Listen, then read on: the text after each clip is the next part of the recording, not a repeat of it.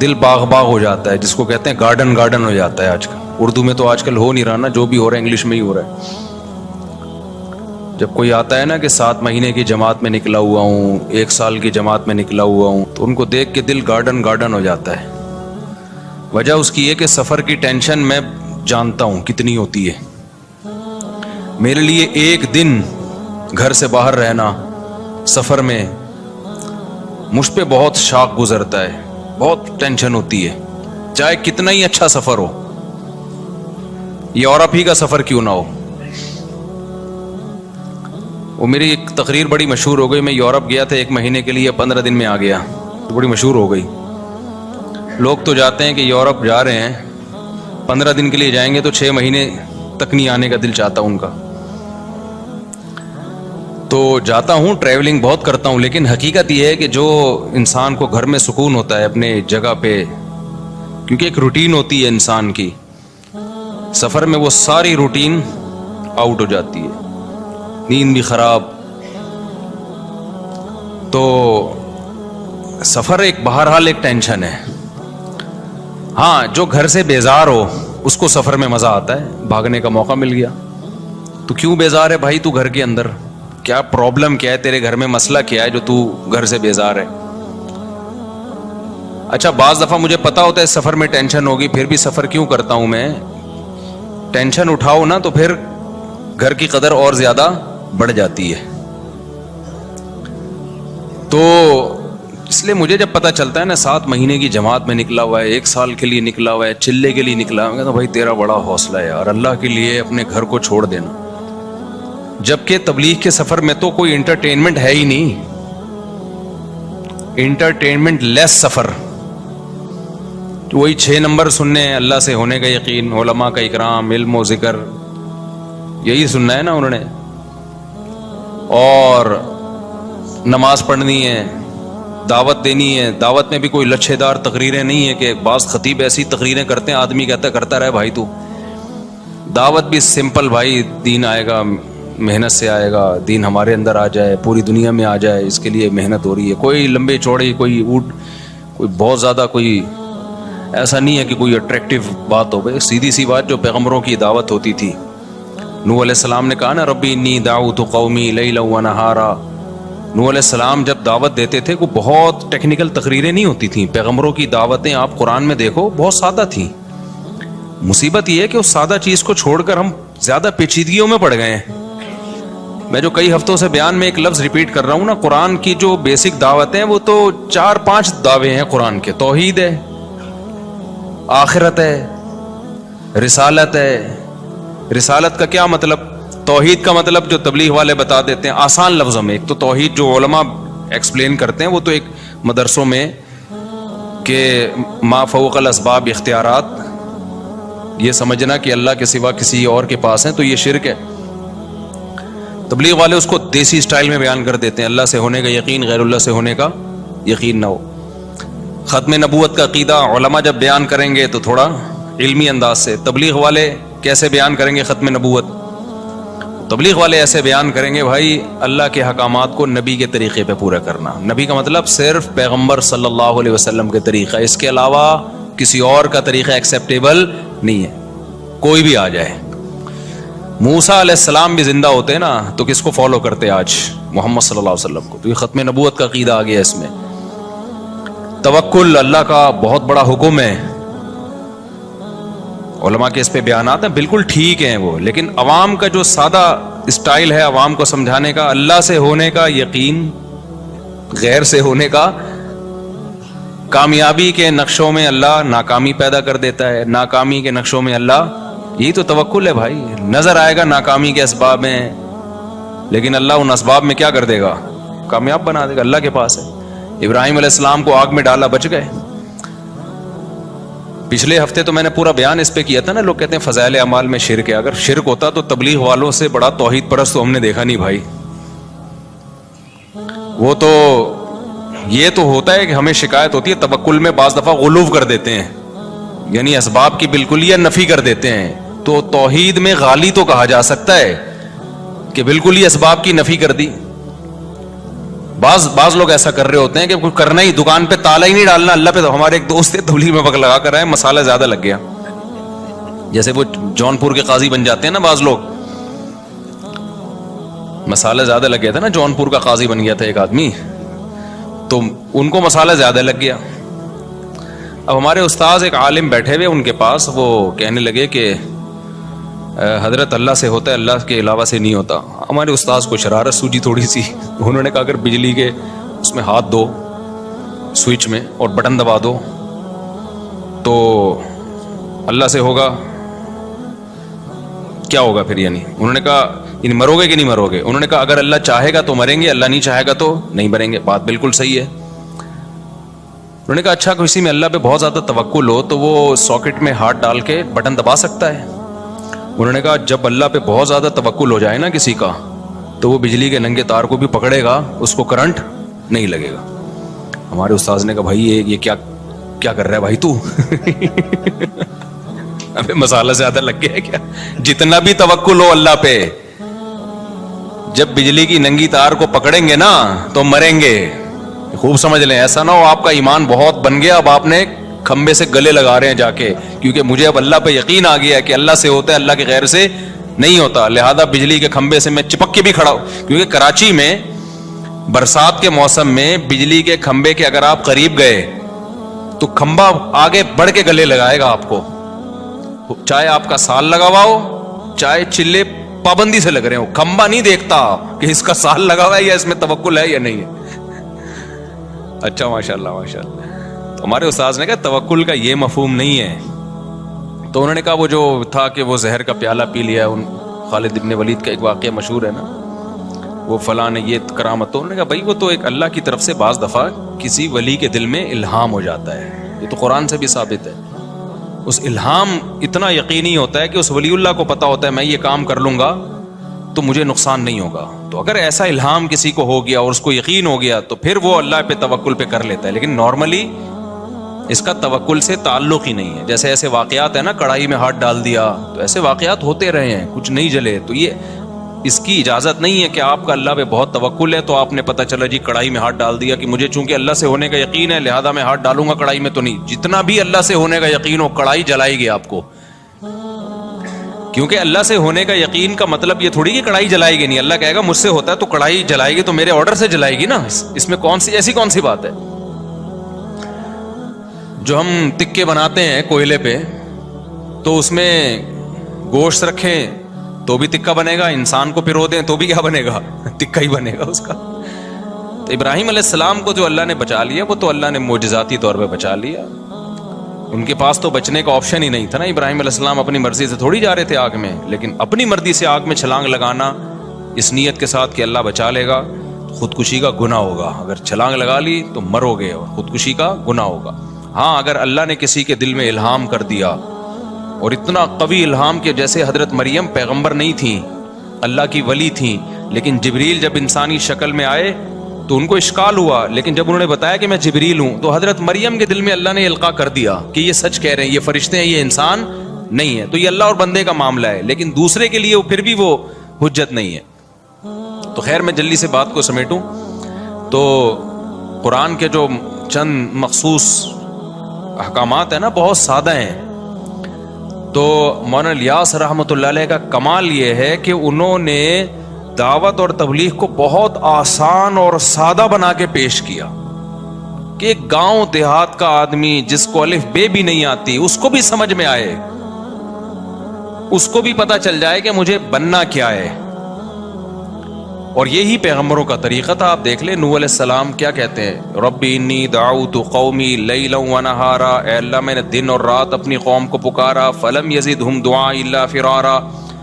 آگے وانی کلما دعوتہم لتغفر لہم جعلوا اصابعہم فی آذانہم واستغشوا ثیابہم واصروا واستکبروا استکبارا. آگے کیا ہے, ثم انی دعوتہم جہارا, ثم انی دعوتہم جہارا. آگے کیا ہے, حالانکہ میں فجر میں روز پڑھ رہا ہوتا ہوں یہ, اعلنت لہم واسررت لہم فقلت استغفروا ربکم انہ کان غفارا یرسل السماء علیکم مدرارا وَيُمْدِدْكُمْ بِأَمْوَالٍ وَبَنِينَ وَيَجْعَلْ لَكُمْ جَنَّاتٍ وَيَجْعَلْ لَكُمْ أَنْهَارًا مَا لَكُمْ لَا تَرْجُونَ لِلَّهِ وَقَارًا وَقَدْ خَلَقَكُمْ أَطْوَارًا.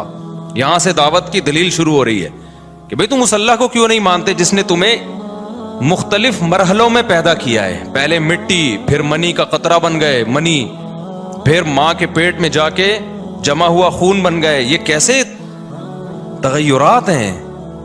کوئی میچنگ نہیں ہے مٹی میں اور اسپم میں، کوئی میچنگ ہے؟ اب سائنسدان تو بیٹھ کے کچھ نہ کچھ کرتا رہے گا بیٹھ کے، لیکن جس کو اللہ پہ ایمان لانا ہے نا اس کے لیے اتنی دلیل کافی ہے. یار کیا سافٹ ویئر انسٹال کیے ہیں مٹی کے اندر کہ جب وہ ماں باپ مٹی سے بنی ہوئی خوراک کھاتے ہیں تو اس کے اسپم بننا شروع ہو جاتے ہیں. عجیب چیز بن رہی ہے بالکل. اور وہی اسپم ماں کے رحم میں جاتے ہیں تو وہ بلڈ میں چینج ہو جاتا ہے.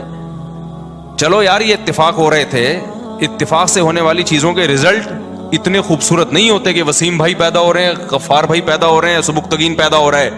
رزلٹ کیا آ رہا ہے؟ میں تبلیغ کی بات بتا رہا تھا کہ یہ جو 2-3 بیسک چیزیں ہیں نا، تبلیغ والے اسی کو پوری دنیا میں لے کے چلتے ہیں. یہ بیسک ہیں. اللہ سے ہونے کا یقین آ جائے اور اللہ پہ اعتماد آ جائے، اللہ پہ توکل آ جائے. میں نے تبلیغ والوں کو نہیں دیکھا کہ وہ جب کوئی مصیبت آئے نا تو وظیفوں میں لگے ہوئے ہوں، کیونکہ اکثر یہ واقعہ بتایا جاتا ہے بھائی 2 رکعت صلاۃ الحاجت پڑھ کے اللہ سے. میرے والد صاحب تبلیغ میں لگاتے تھے نا، کوئی پریشانی آتی 2 رکعت پڑھ کے اللہ سے مانگتے تھے. یہ صلاۃ الحاجت کے نام سے کوئی حدیث میں نماز نہیں ہے، لیکن نام دینے میں کوئی حرج نہیں ہے. حدیث میں آتا ہے جب بھی کسی کو کوئی مشکل ہو نا 2 رکعت پڑھ کے اللہ سے مانگے، تو اس کا نام بعد میں آسانی کے لیے صلاۃ الحاجت رکھ لیا. تو یہ چیز نظر آئے گی آپ کو تبلیغ والوں میں. اچھا، تبلیغ والے بدعت کے خلاف ایسے بیان نہیں کرتے کہ تیجا غلط ہے، 40واں غلط ہے، فلانا غلط ہے، ڈمکانا، کبھی نہیں سنا ہوگا. لیکن میں نے دیکھا جو تبلیغ میں وقت لگاتے ہیں آٹومیٹیکلی تیجے 40ویں ان کی زندگی سے ختم، آٹومیٹیکلی بغیر کسی تقریر کے. کیونکہ مزاج یہ بن جاتا ہے بھائی اللہ کے حکم کو نبی کے طریقوں پر پورا کرنا ہے. اب ان یہ تو سب کو پتا ہے نبی نے تو تیجا نہیں کیا، نبی نے تو 40واں نہیں کیا، تو آٹومیٹیکلی بہت سارے کام موضوع بنا کے نہیں ہوتے، خود بخود. ایک 4 شادیوں والا رہ گیا تبلیغ میں، اس پہ پتہ نہیں کب آئیں گے وہ لوگ. خیر، ایک عالم نا اعتراض کر رہے تھے تبلیغ والوں پر. میرے شیخ ہیں حضرت مفتی عبدالرحیم صاحب، ان کے پاس بیٹھ کے کہ حضرت یہ رائے میں سارے علماء کو کیوں بیان نہیں کرنے دیتے، رائے کے اسٹیج سے فلانے کو بلائیں، یہ صرف ان علماء کو بیان کرواتے ہیں جن کا تبلیغ میں وقت لگا ہوا ہے. تو ہمارے استاذ ان کو سمجھا رہے تھے بھائی ایک نیٹ ورک ہے، ایک طریقہ ہے، تو اس میں ظاہر ہے جب تک ایک ان کی ایک پالیسی ہے کہ اس سے گزر کے نہیں جائے گا تو کام کی نوعیت سمجھے گا نہیں. تو کہنا نہیں اتنے بڑے بڑے علماء، بھائی بڑے بڑے علماء ہیں، وہ اپنے ممبر پہ صحیح کام کر رہے ہیں، لیکن تبلیغ کا ایک خاص طریقہ ہے جو تجربوں کے بعد ان کو اندازہ ہوا. تو اب جب تک کوئی اس تجربے سے نہیں گزرے گا تو ان کا ایک نظام بنا ہوا ہے بھائی. وہ جیسے خانقاہ میں بھی ہر ایک کو تھوڑی بیان کرنے دیا جاتا ہے، ہر ایک کا اپنا ایک اسٹائل ہوتا ہے. جب ان کو بہت سمجھائے ان کی سمجھ میں نہیں آیا تو پھر ہمارے استاذ نے کہا اچھا مفتی طارق مسعود کو ریونڈ میں ایک بیان دے دو. 4 شادیوں میں بیان کر دیا. ہضم ہو جائے گا لوگوں سے. میں نے کہا، انہوں نے کہا یہ بندہ تو وہاں جا کے کیا کرے گا، سال کی جماعتیں آئی ہوئی ہیں اندرون ملک اور بیرون ملک، اور انگریز آئے ہوئے ہیں، جیپنیز آئے ہوئے ہیں، ایک دم بیان نئے مسلمان آئے ہوئے ہیں جو ابھی نئے مسلمان ہوئے ہیں، اور ایک دم بیان کس پہ شروع ہو گیا. انہوں نے کہا یہ تو عجیب صحیح نہیں ہو، بات تو صحیح ہوگی لیکن بے موقع ہوگی. پھر وہ صاحب خاموش ہو گئے. انہوں نے کہا یہ مثال آپ نے بالکل صحیح دی ہے. تو ان کا ایک پروسیس ہے بھائی، اتنا ٹائم گزارو اس کام کو سمجھو. تو آپ اپنے ممبر پہ جو بھی ہیں، لیکن جب آپ تبلیغ میں نکلیں گے تو آپ کو اس سے دائیں بائیں جانے کی ضرورت نہیں ہے. تو تبلیغ میں جو ہے نا جو وقت لگاتے ہیں مجھے بڑی اس پہ ہوتی ہے کہ بھائی یہ اسلام کے جو بیسک چیزیں ہیں اور کسی اختلاف اور طنز کے بغیر توحید پر بیان ہوگا، مشرکوں پہ طنز نہیں ہوگا. بدعت کے خلاف بیان ہوگا، بدعتیوں پہ طنز نہیں ہوگا. اور ختم نبوت پہ بیان ہوگا، ختم نبوت کے منکرین پہ طنز نہیں ہوگا. جو کر رہے ہیں وہ ایک الگ فیلڈ ہے. میں اس کی جو علماء ختم نبوت جو کام کر رہے ہیں وہ تو بہت بڑا کام ہے. تو تبلیغ میں کسی شعبے کی نفی نہیں ہوتی. میں تو صرف تبلیغ کا مزاج بتا رہا ہوں کہ کام سارے ہو رہے ہیں لیکن نام نہیں ہے. بہت مضبوط بنیادوں پہ کام ہو رہا ہے اور کتنی بڑی قربانی ہے. میں مثال دے رہا تھا نا یار، ہم تو جب سفر میں جاتے ہیں ہم سے تو 2 دن نہیں گزارے جاتے، اتنی ٹینشن ہوتی ہے. بھاگو تو ایک سال کے لیے نکل جانا، 7 مہینے کے لیے، چلے کے لیے، سہروزے کے لیے، اور کوئی انٹرٹینمنٹ کوئی ہے نہیں وہاں پہ. وہی بیان ہو رہے ہیں، وہی ایک صاحب کھڑے ہو جائیں گے، ایک رکشے والا کھڑا ہو جائے گا، بھائی اللہ سے ہونے کا یقین آ جائے، غیر اللہ سے نہ ہونے کا یقین آ جائے، ایک رکشے والا، پھر بیان. آپ کبھی کس کا، ایسے لوگوں کا بیان بھی جن کی زبانی سمجھ میں نہیں آ رہی ہوتی آپ کو. تو یہ بڑی قربانی کی بات ہے. اس لیے کوئی تبلیغ والے ملنے آتے ہیں تو میں ان سے دعا کا کہتا ہوں، بھائی ہمارے لیے بھی دعا کرو. کیا خیال ہے؟ کیونکہ بڑی قربانی ہے. تو بیان سارا آج میرا اس طرف نکل گیا. اب میں اصل ٹاپک کی کو جلدی سے آتا ہوں. یہ جو ہم نے سأل سائل بعذاب واقع پڑھی ہے نا، تو وہی بات ہے کہ قرآن کے جو بیسک ٹاپکس ہیں ان میں ایک آخرت ہے. بار بار اللہ کہتے ہیں مر کے ختم نہیں ہو جاؤ گے بھائی، تمہیں دوبارہ زندگی ملے گی. اللہ کے سامنے تم نے جواب دیا. اچھا تبلیغ والوں کی تھوڑی میں نے وہ کر دی ہے. تو ایک اہم بات دیکھو، تبلیغ میں جو وقت لگا کے علماء سے تعلق رکھے نا، اس کے کام میں نکھار پیدا ہوتا ہے. تبلیغ میں یہ بات سکھائی جاتی ہے، فضائل کا علم فضائل کے حلقوں میں، مسائل کا علم علماء کے پاس. اگر تبلیغ میں جو وقت بہت لگائے علماء سے کٹ گیا، اس میں گمراہی کا خطرہ ہوتا ہے. اور یہ بات مولانا الیاس رحمۃ اللہ علیہ نے بہت پہلے لکھ دی تھی. فرمایا 2 کام اگر تبلیغ میں کمی ہو گئی نا ان کی، تو یہ بہت بڑی گمراہی بن سکتی ہے. ایک ذکر کی کمی اور ایک علم کی کمی. دونوں میں سے علم آگے، اگر ذکر کی کمی ہو گئی تو اخلاص ختم ہو جائے گا. جب آپ ذکر چھوڑ، تبھی تبلیغ میں جب گشت کے لیے جاتے ہیں تو کچھ لوگوں کو ذکر کے لیے لازمی بٹھاتے ہیں. ذکر کی کمی ہو گئی، اللہ سے تعلق ختم، اخلاص ختم، پھر شو بازیاں، پھر شوق ہوگا کہ میرا بیان کیوں نہیں ہو رہا بھائی، محلے کا امیر مجھے کیوں نہیں بنایا. تو یہ چیزیں جس تحریک میں آ گئی نا، میں پیدا ہو گئی تو ختم. تو ذکر کی تو الحمدللہ کمی نہیں ہے، لیکن علم میں بعض لوگ جب جاتے ہیں تو پھر علماء سے تعلق ختم کر دیتے ہیں، تو ان کے پھر بگڑنے کا اندیشہ ہوتا ہے. کیونکہ علم اور ذکر یہ 2 چیزیں انسان کو گمراہی سے بچا. خالی علم و ذکر نہ ہو تو وہ بھی اللہ سے تعلق ختم. پھر وہ علم تو پھر آپ کو پتہ ہے آج کل جتنے گمراہ اسکالرز آ رہے ہیں، ان کے پاس علم تو بہت ہے، اللہ سے تعلق بالکل بھی نہیں ہے، تو گمراہی کا ذریعہ بنتے ہیں. اور اگر صرف ذکر ہی ذکر ہو، علم نہ ہو، تو وہی پادری کی مثال ہو جائے گی کہ جس نے 100 انسانوں کو، ایک شخص نے 99 انسانوں کو قتل کیا. پچھلی امتوں میں ایک اللہ والے کے پاس گیا تو اللہ والے کے پاس ذکر تھا، علم نہیں تھا. تو پوچھا کہ میں نے 99 انسانوں کو قتل کیا، میری توبہ قبول ہو جائے گی؟ انہوں نے کہا بھائی 1-2 بندے مارے ہوتے تو بات ہے یار، 99 بندے مار کے آ رہا ہے بھائی. اللہ سے تعلق تو ان بزرگ کا بہت قوی تھا، علم نہیں تھا کہ بھائی 1000 بھی قتل کیے ہوں، توبہ کا دروازہ موت سے پہلے کھلا ہوا ہے. تو ان بزرگ نے کہہ دیا کہ نہیں بھائی 99 کی تو توبہ قبول نہیں ہوتی، بخاری کی حدیث ہے. انہوں نے کہا جب نہیں ہوتی تو سینچری پوری کیوں نہ کرے بھائی آدمی. جانا جب جہنم میں ہی ہے تو پوری سینچری کر کے جاؤ نا. کوئی جہنمیوں سے ملاقات ہوگی تو پتہ تو چلے گا. جیسے جیل میں جو قیدی جاتے ہیں نا، تو بتا رہے ہوتے تو کیا مار کے، وہ کہہ رہے میں مچھر مار کے آیا ہوں. تو نے کون سا تیر مار لیا یار؟ تو اس نے اس پادری کو بھی مار دیا کہ یار پوری سینچری پوری کرو. پھر حدیث میں آتا ہے اس کو فکر ہوئی کہ کسی اور سے پوچھیں، تو پھر حدیث میں آتا ہے دل علی رجل عالم. پہلے لوگوں نے راہب جو ان کے بزرگ ہوا کرتے تھے عیسائیوں کے، صحیح بخاری کی حدیث ہے، فدل علی رجل عالم، کسی نے بنی اسرائیل کے عالم کا پتہ بتایا، وہاں ایک عالم ہے. جب وہ عالم کے پاس گیا اور کہا کہ مجھ سے 100 انسانوں کا قتل ہو گیا ہے، حل لہ من توبہ، کیا اللہ میری توبہ قبول کر لے گا؟ تو وہ واقعی علم میں مضبوط تھے. انہوں نے فرمایا میں یحول بینہ وبین التوبہ، صرف مسئلہ نہیں بتایا کہ ہاں قبول کرے گا، بلکہ اپریشیٹ کیا، بھائی کیوں نہیں کرے گا، تیرے اور اللہ کے درمیان کون رکاوٹ بن سکتا ہے. اور پھر اس کو گائیڈ بھی کیا کہ جس علاقے میں تو نے قتل کرنا سیکھا ہے توبہ کر تو لے گا، توبہ پہ قائم رہے گا نہیں. انطلق الی ارض کذا وکذا فإن بها اناسا یعبدون اللہ فاعبد اللہ معهم، اس علاقے کو چھوڑ دے بھائی، وہاں اللہ والے لوگ رہتے ہیں، وہاں ان میں جا کے رہ لے اور وہیں اللہ اللہ کر، یہاں نہ آنا اس علاقے میں، توبہ وہاں جا کے کرنا. پھر وہ جو اس کی موت آ گئی اسی دوران اور اللہ نے اس کو جنت میں داخل، حالانکہ بھی توبہ کی نہیں تھی، توبہ کے ارادے سے چلا تھا. تو عالم کے پاس گیا نا. اب اگر وہ عالم ہوتا، اللہ والا نہ ہوتا، یہاں تو میں نے بتایا نا وہ راہب بزرگ تھے، اللہ والے تھے، علم نہیں تھا، انہوں نے بھی گمراہ کیا.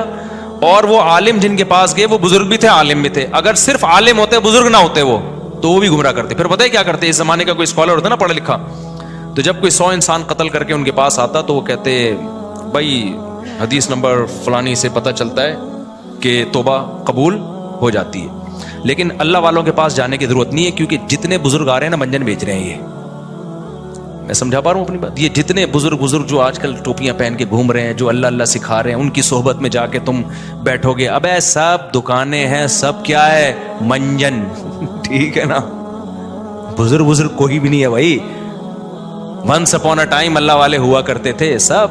میں صحیح ہوں، صرف میں صحیح ہوں، لہذا آپ صرف میرے ساتھ رہا کریں اور دائیں بائیں جانے کی آپ کو ضرورت نہیں ہے. تو یہ عالم تو ہوتا، لیکن اس کے اندر حب جاہ کہ لوگوں کو اللہ والوں سے کٹا کے سب کو اپنی ذات کے گرد جو اکٹھا کرنا چاہ رہا ہے، وہ عالم تو ہو سکتا ہے، اللہ والا نہیں ہو سکتا. سمجھتے ہو کہ نہیں سمجھتے؟ تو جو بھی یہ چاہ رہا ہے نا کہ سب میری طرف آ جائیں، یہ حب جاہ کا مریض ہے، تکبر کا مریض ہے. علماء میں تواضع ہوتی ہے. ہم نے تو دیکھا ہے، ہم نے کسی عالم سے مسئلہ پوچھا، ان سے سینئر بیٹھے ہوئے تھے، انہوں نے کہا بھائی ان سے پوچھو، جب بڑے بیٹھے ہیں تو ہم سے کیوں پوچھ رہے، ہم تو چھوٹے لوگ ہیں. یہ ہم نے علماء جو صحیح اہل حق علماء، ان میں یہ تواضع دیکھی ہے.